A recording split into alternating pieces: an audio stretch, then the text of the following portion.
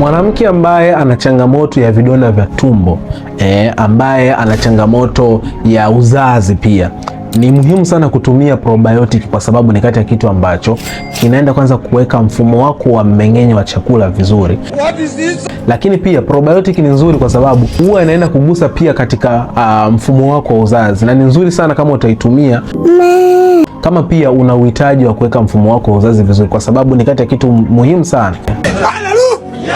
Kama wewe ni mwanamke ambaye unateseka kwa kupata ujauzito kwa muda mrefu, what are you saying? Au labda either unapata maumivu ya mara kwa mara ya tumbo la chini, ni muhimu sana kutumia probiotic kwa sababu ni kati ya kitu ambacho kitakusaidia kabisa ndani ya muda mfupi kabisa. Kama kuna kitu ambacho umejifunza, unaweza kufollow account hii ili uendelee kujifunza kuhusiana na afya ya uzazi, lakini pia share video hii kwa wanawake 5 mpaka 10 na Mungu atakubariki. Ila kubwa zaidi, kumbuka ya kwamba afya ni mtaji, hakikisha unao wa kutosha. Goodbye.